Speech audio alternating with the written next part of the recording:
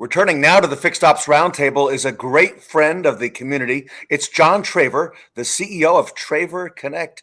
John, welcome back to the Fixed Ops Roundtable. Ted, so good to see you. Always our pleasure. And thank you for having us back. We're excited about this event.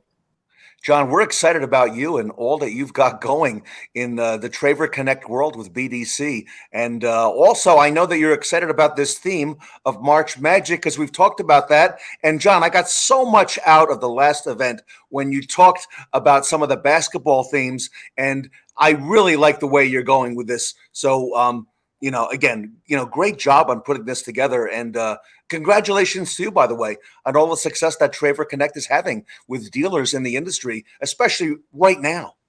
Yeah, we appreciate your partnership. We appreciate our partnerships with our dealers.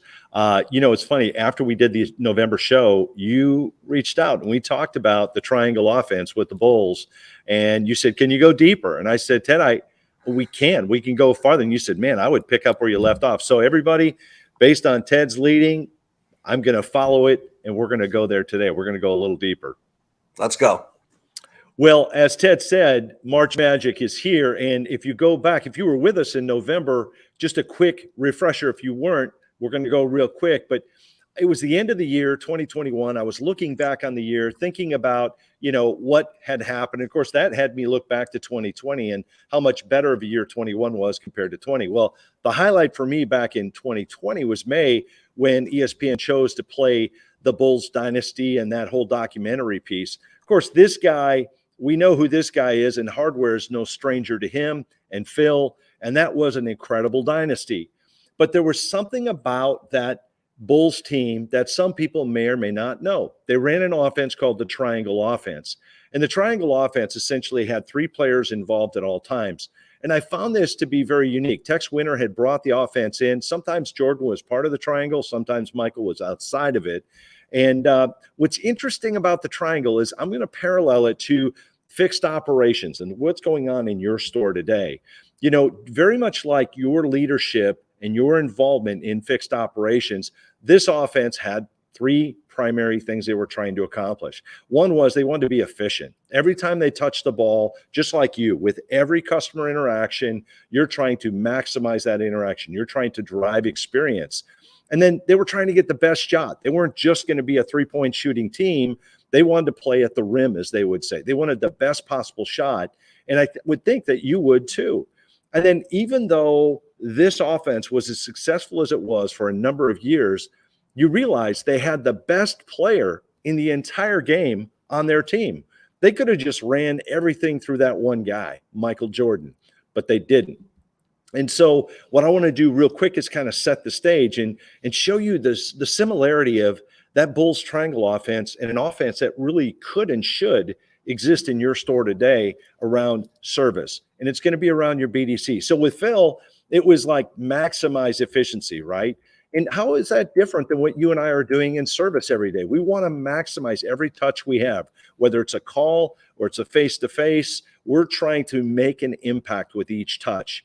And for you, that's going to be inbound calls. It's going to be outbound opportunities, maybe dealer maintenance notifications, connected car, drive-ups, digital, you name it, right? And the reminder, I think Tully Williams does a great job of this. He reminds us often that this is a repeat and referral business. Yes, it has a transaction baked into each repair order, but I was with some people recently and the concept was brought back to me. Is it really a repair order, Ted, or is it a retention order? If we change the way that we look at the RO, this is our chance to keep and to continue. So they wanted the best shot possible. To me, I think for you, the best shot's going to be a shop that's loaded with preset appointments. It's shop loading at its most basic level. You say, how do I do that? Well, there's 15 different online schedulers available to you to preload. Appointment coordinator concepts that you can utilize to centralize and load that shop. And then last but not least, the Bulls weren't dependent on just one person, and your offense shouldn't be either. If you're a great leader, that's great. Great leaders know how to duplicate themselves. They understand transference, and they know how to move that into a system. And in this case, I'm going to highlight a service BDC system. So Ted, you asked, and here it is. I'm going to go a little deeper this time, though, and I'm going to shed light on a few areas I didn't touch on in November. So the 3 T's, if you're thinking Traver Connect, think the 3 T's around the triangle for your triangle offense for your service BDC. One is touch.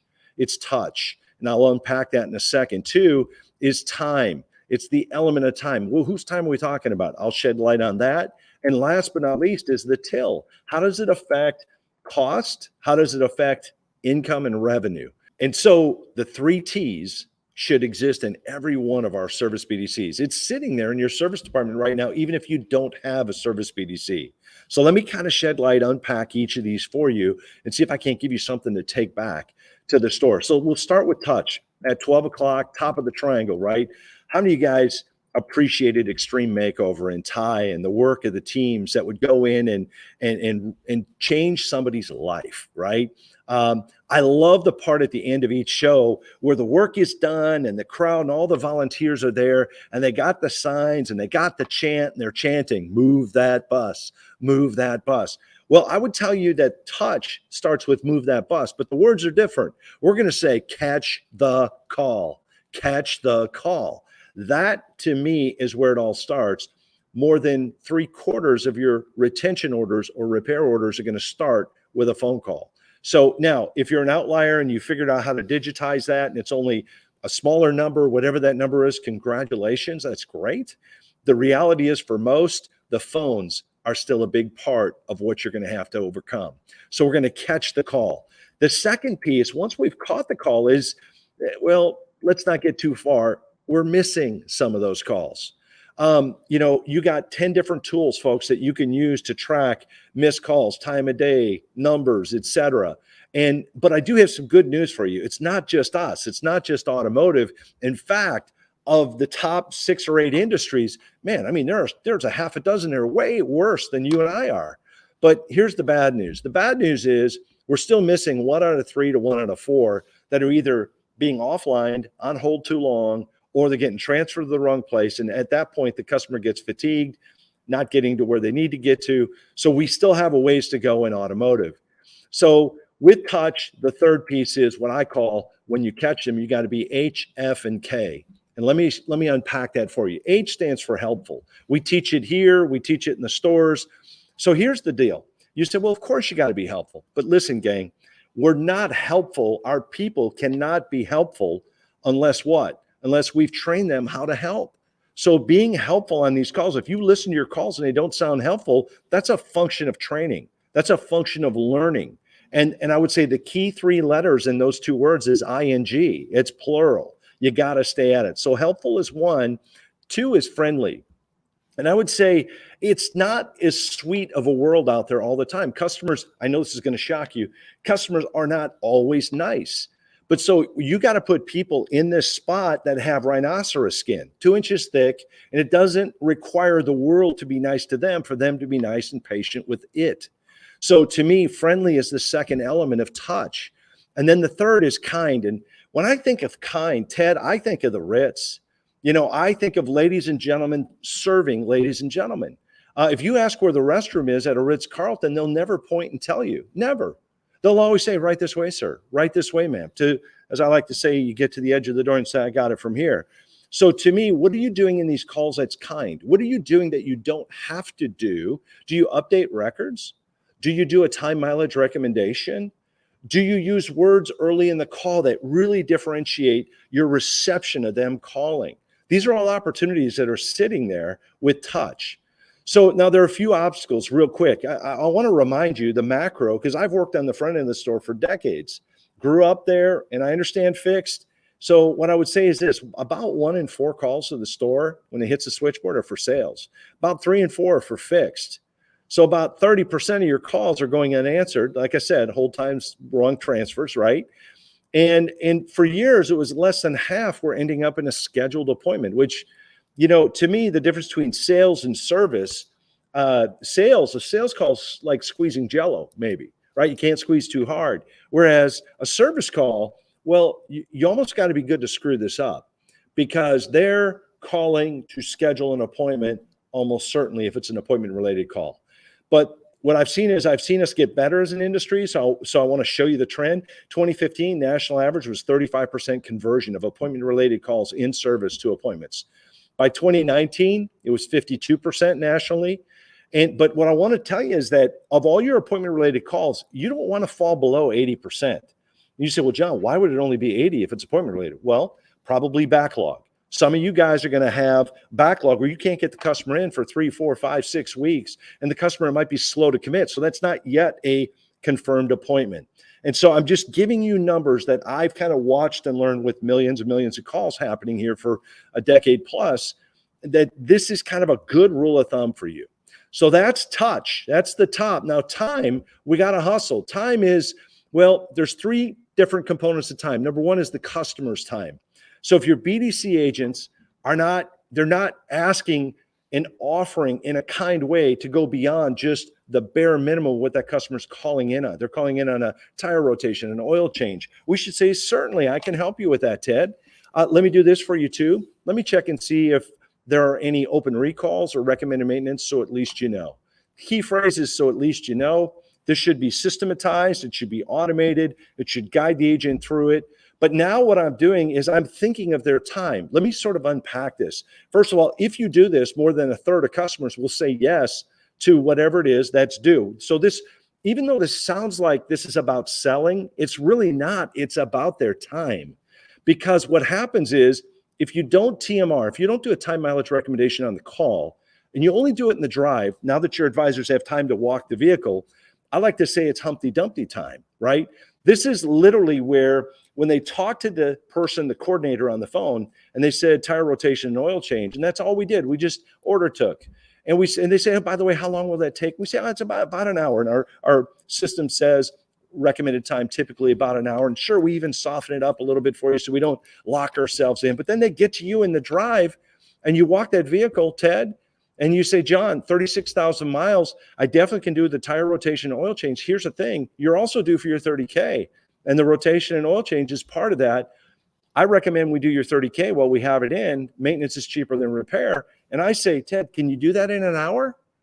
And if we're being honest, now is when Humpty Dumpty time starts. Now we're trying to pick up the broken pieces, trying to figure out, do we have a tech that we can move this to? Can we jump through hoops? Do we mislead the customer?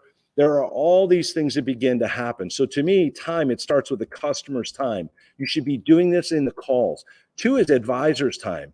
Look, we want them walking vehicles, having the conversation. And to me, the worst place to have your calls going is the drive. Not because the advisors don't know what they're doing. They've forgot more about service and scheduling appointments than most of us will ever want to know. That's not the issue. Some of you might even disagree with that. But I'm just making my case that my issue is not the advisor. My issue is the advisor's day. It's their time. It's their task list. It's massive. So what you want to do is centralize calls. I don't care if you put them on your roof with a pup tent, but get the calls out of the drive. You say, I want to build a BDC, or I want to outsource to a partner. Great. Both of those work. In fact, you could sandwich the 2 together and make it work. It's addition by subtraction, Ted. You literally are giving time back by taking those calls out of the drive. About 2+ hours per day per advisor, where they got time to have a conversation, talk about the soccer balls in the back seat, who's the soccer star, and build rapport and talk about what the vehicle needs on this visit. As our buddy Tully always says, it's about the hours. So, what happens here when you give advisors time is they got a chance to find maintenance items. What's the impact? Is it a half an hour, Is it an hour? Is it more? So you just see, it's the old axiom, right? It's time is money. So the last piece is, speaking of Tully, here's our buddy. When we think of him, we think of that one word, hours. He does such a great job of making a case for the impact of hours in its relation to productivity, and also ties it back into a repeat and referral business. So the question is this: what if we look just at hours and the 2 ideas I just gave you with time, and you had the option of growing the store a half an hour in RO, 40% of your ROs from just time mileage recommendations to your BDC, or calls are now out of the drive, so the advisors have time to sell, and you're raising in another half hour. What if you had a 1,500 RO store, because that's the average nationally, and just one of those 2, you had a half an hour impact on those 1,500 ROs?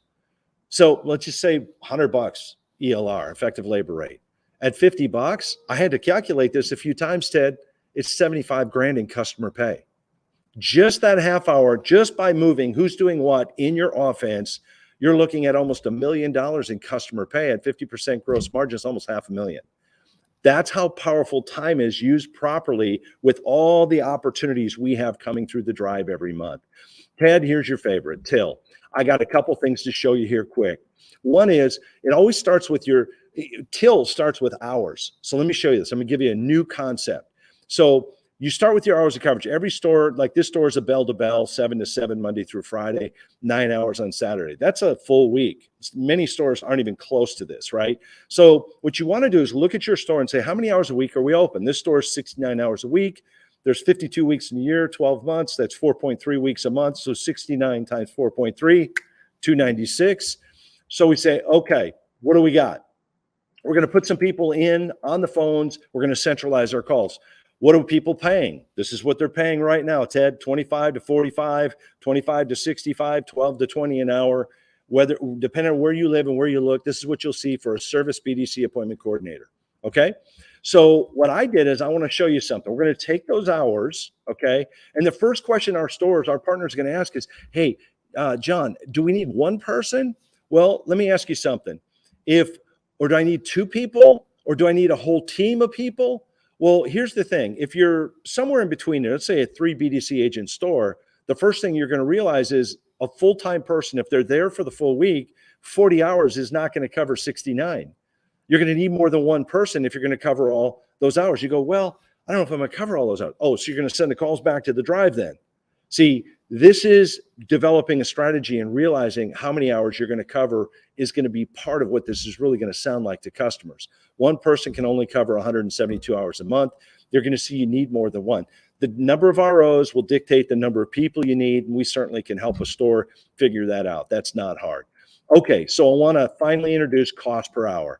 So what we're going to do is we're going to do the same thing we did a minute ago. We're going to say, okay, if somebody's working 40 hours a week, we looked at those 3 recommended pay grades that were out there, and we see about $18 an hour. We're going to pay our benefit load. That's our share of taxes and benefits. We're really spending about $21.60 an hour, $3,750 a month, Ted, per person, 45 grand a year. So if I have 2 people, I'm spending 75 grand, 7,500 a month, 90 grand a year. There's 3 and there's 4. And those numbers add up quick, but this is what I want you to see. Look at your CPH. Your CPH is 43 to 90 bucks an hour. And that's the number that we got to overcome. So what I would say to you is a virtual BDC, when you combine it with an on-site BDC, can help you. The first thing you'll see is the blue represents hours that typical virtual BDCs can cover. They can cover all your open hours. The case of that 69-hour store, these guys are going to be open more than that store is even open. So they're there before and they're there after. You take their cost, hypothetical partner, Monday through Friday, 6 to 9, 6 to 6 on Saturday. Some are open on Sunday. So you're open 69, they're going to be open 87. You pick up 20 additional hours of coverage. Maybe they're open 296. That virtual is going to be open almost 400 hours. So the green is kind of where your people are covering it. And that's where I would staff your staff. And then the blue would be your virtual. You kind of layer it. And now the question is, what does it cost? Well, you can take CPH, and whether it's a small, a medium, a large medium, these aren't even the biggest stores. And you could take that cost and go, geez, that's a lot of money. But see, here's the thing. They're covering 374 hours a month. So you're spending, Ted, $1.30 to $13 an hour. We can't even hire one person for that.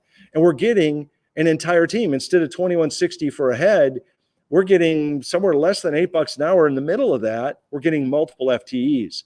So the value of having both is a very powerful value proposition. The numbers don't lie.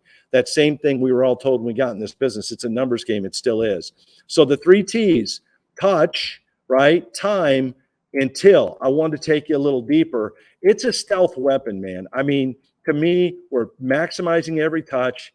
We want that best shot. And to me, the best shot is a shop that's loaded with preset appointments. Yeah. And then you got a system. Let me just close with the big picture. I just want to share this quick. There's somebody, maybe more than one, that's watching this and they say, yeah, but listen, What I want to say to you is this, maybe yeah, but it's true. The important thing is to see the scope of where you're at in time and what's happening in the industry, where we're at in the game. It's not always the first minute of the first quarter. Things are evolving. That's why shows like this have taken off, because there's a hunger to understand and learn. Back in 1998, we were all around, and there were two kids. One guy's name was Larry and the other was Sergey. And they wanted to go back to college. They wanted to go back to Stanford. And they had this little program they were horsing around with called Backrub. You can look it up. Well, Backrub was scraping servers at Stanford, and Larry and Sergey wanted to go back to school, finish their degree. So they thought they'd take their little company called Google and sell it. Well, fortunately for Yahoo, they had a chance to buy it. And Larry and Sergey, they wanted $1 million. And Yahoo fell in love with their own idea, just like we can do sometimes. And they said, that's too much. That's too much. And besides, we're writing our own search engine. So about 4 years went by, and it was '02. And Yahoo realized, Ted, they said, you know what? I think we screwed up. We should have bought Google. So they go back to the guy and say, look, I know it's worth more than $1 million. In fact, it's worth more than $1 billion. We'll give you $3 billion for it. And Larry and Sergey now knew what they had. And they said, you know what? We want $5 million. And Yahoo said, shoot, we're not going to pay you $5 million. It's not worth $5 million. So about another 6 years goes by. And now in that time, Ted, Google goes from being, who are they, to you can't buy them. Today, their market cap is almost $2 trillion. $2 trillion. It's well over $1 trillion. It's incredible. It's 2022. Microsoft comes along. They have Bing, and they go, hey, let's buy the Yahoo search engine. We'll buy Yahoo. We'll give them $40 billion. Well, finally, Yahoo's going to get it right?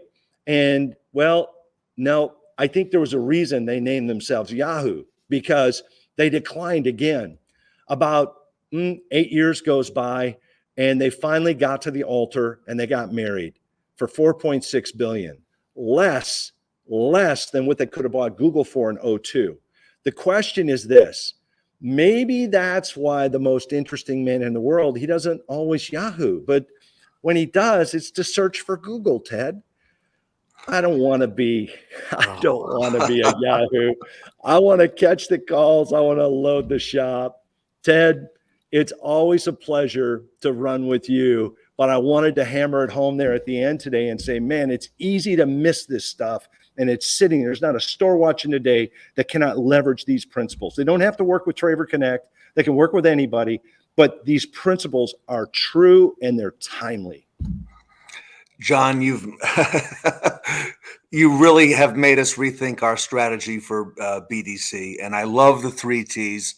And I love what Traver, the big T, is doing in our industry for our retailers. John Traver, thank you so much. Always a great honor to have you and to learn from you and to learn from the best. John Traver, everybody, here today at the Fixed Ops Roundtable. Thank you, Ted. Always our pleasure.